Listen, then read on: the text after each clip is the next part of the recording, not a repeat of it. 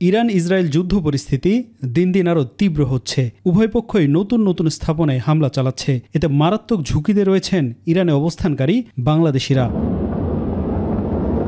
ইরানে বাংলাদেশিদের পরিস্থিতি জানাতে পররাষ্ট্র মন্ত্রণালয়ে এক সংবাদ সম্মেলনের আয়োজন করা হয়। এ সময় ইরানে ২,০০০-এর বেশি বাংলাদেশি আছেন বলে জানান ভারপ্রাপ্ত পররাষ্ট্র সচিব। ইরানে বর্তমানে ২,০০০-এর বেশি সংখ্যক বাংলাদেশি আছেন। তেহরানে কিছু বাংলাদেশি আছে যারা এখন এই হামলার সবচেয়ে হামলায় ক্ষতিগ্রস্ত হওয়ার সম্ভাবনা আছে। তাদেরকে আর আমাদের দূতাবাসে যারা কাজ করছেন তাদের জন্যই আমরা এখন কাজ করছি, যাতে এরা নিরাপদে থাকতে পারে।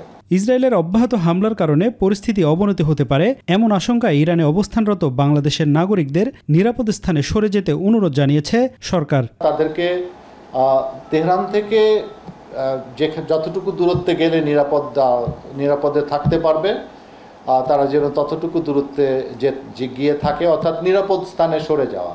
এই যে যারা ওখানে প্রবাসী ছিলেন তারা তো কর্ম হারাবেনই, আর এই যুদ্ধ বন্ধ হলেও যুদ্ধ পরবর্তী যে অবস্থা তৈরি হবে সেই অবস্থায় তাদের সেখানে থাকাটা কতটুকু সম্ভব হবে সেটাও একটা বিশেষ বিবেচনার বিষয়। আটকে পড়া বাংলাদেশিদের সহায়তায় জরুরি পরিস্থিতিতে যোগাযোগের জন্য আলাদা ইমার্জেন্সি হটলাইন নাম্বার চালু করেছে পররাষ্ট্র মন্ত্রণালয় ও ইরানে নিযুক্ত বাংলাদেশ দূতাবাস। আফজাল হোসেন, মাই টিভি, ঢাকা।